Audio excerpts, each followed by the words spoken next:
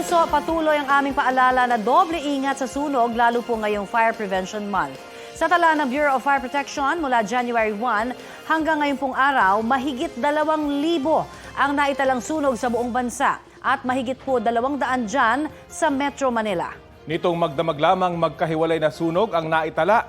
Sa Quezon City, isang pabrika ang nasunog. Balitang hatid ni Nico Wahe.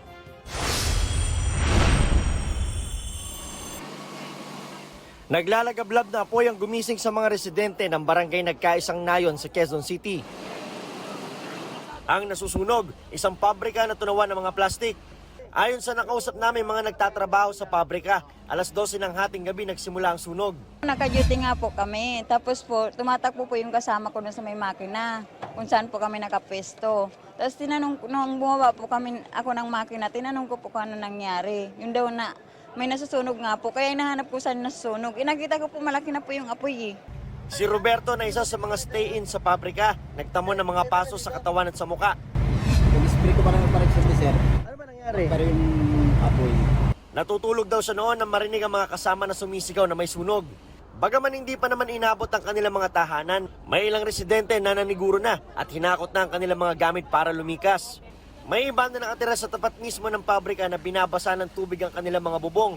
Ito na po, nag-ano na po kami kasi yung iba po dito, yung apartment, inano na po namin baka madamay pa po. Kaya inagapan po namin doon sa bubong para po yung yung lamig po sa baba, hindi po kumalat po yung init. Umabot sa ika-4 na alarma ang sunog. Ibig sabihin, maaaring maging catastrophic ang sitwasyon kapag hindi naagapan. Medyo malawak po kasi yung lugar. Ano po, dalawang warehouse po ito, dalawang establishment. At yun nga, medyo nahirapan po kami sa kadahilan ng ito nga ay plastic.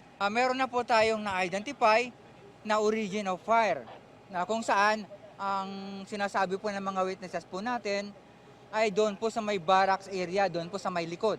Mag-alas 7 ng umaga nang ideklarang fire under control ng sunog. Inaalam pa ng mga bumbero ang sanhi ng sunog at kabuuang pinsala nito.